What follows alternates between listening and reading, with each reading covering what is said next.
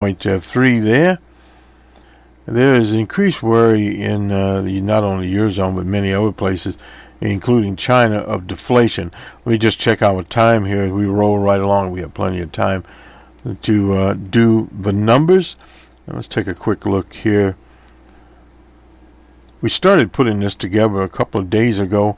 The European Eurostat, the European Union Statistics Agency, said that the rate was pulled down by lower energy prices. Central bank considers anything below 1% to be in deflationary danger zone. The Eurozone, the low inflation, is blamed for undermining growth that has plagued those countries. A fear among policymakers is that deflation takes hold. Consumers and companies will delay purchases in hopes of prices will fall further. And that's sort of what you're seeing, some of that in the U.S. Consumer inflation has not been at the EUB's target levels of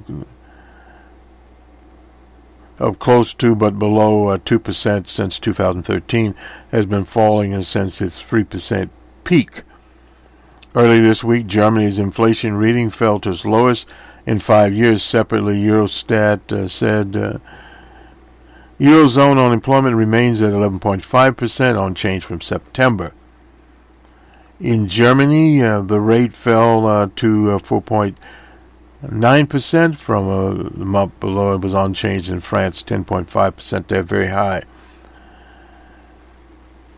And the Eurozone's third largest economy, Italy, rate reached a record, jumping to 13.2%, revised from 12.9%.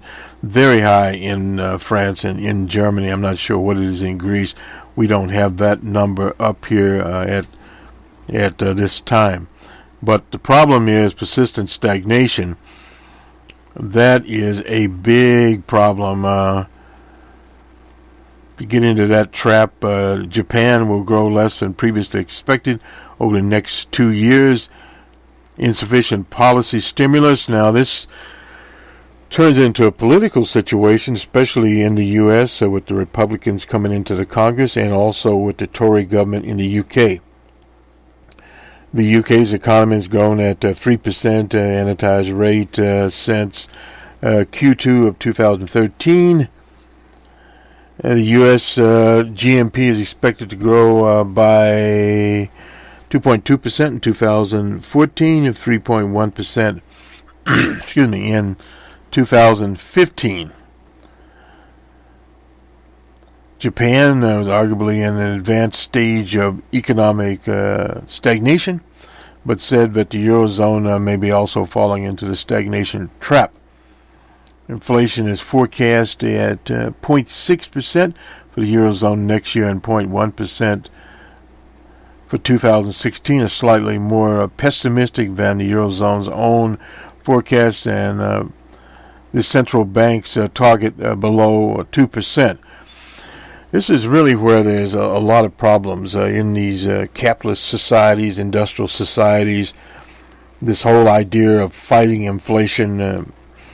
Here in the U.S., you have people that are worried about inflation. You need some inflation to spur job growth. And your problem is, if you have a war on inflation, you can get inflation to the point that you end up with deflation or stagnation. If you get down below, say, the 2%, 1%, and below 1%, you tend to get into trouble. Whereas in the U.S., it would be healthy to be 3.5, or 4%, because then you'd push some of the slack out of the unemployment sector. Very important to do. Let's do the numbers here, and this is from the BBC. And we'll do the markets first, and then we'll jump to the commodities. The FTSE was down at 0.80. The DAC 5.98. This is on Friday, unless otherwise noted. In Paris, they were at 7.84.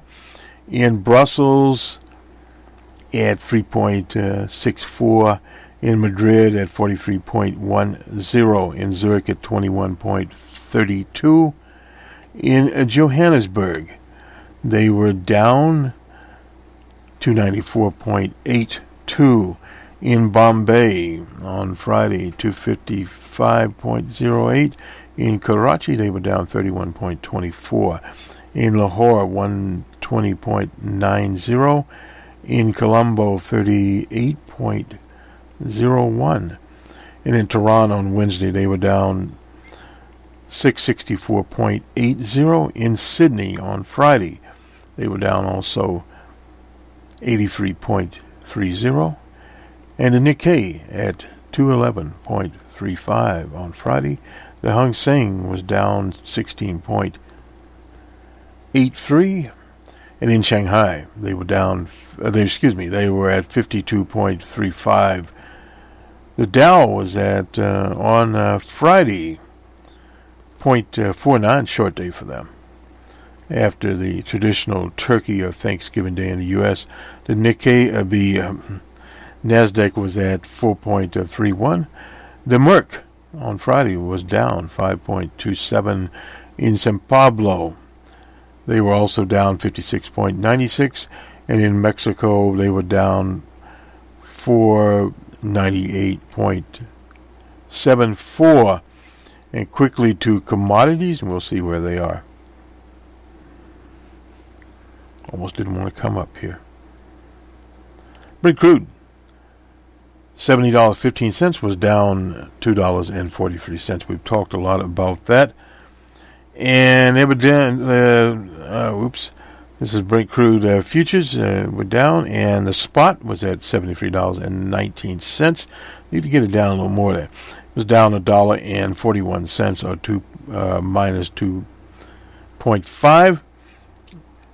Texas Intermediate at $66.15, down $2.87. T-Boone picking still jumping for joy. He remains $15 a barrel. Gold was also down $12 on their index at $1,182.75. This is a Forex gold index. And everybody was basically down from aluminum down $105. And let's see, corn futures were also down $2.50. And soybean futures were down $31. Need to get these commodity prices down so we can get on with our lives. This will do it for us. Have a good rest of the weekend there for the consumer. You evidently have your eye on the ball. And for those in business, make next week progressive one. We'll say that. Good day. We'll talk to you next week on This Week in Economics.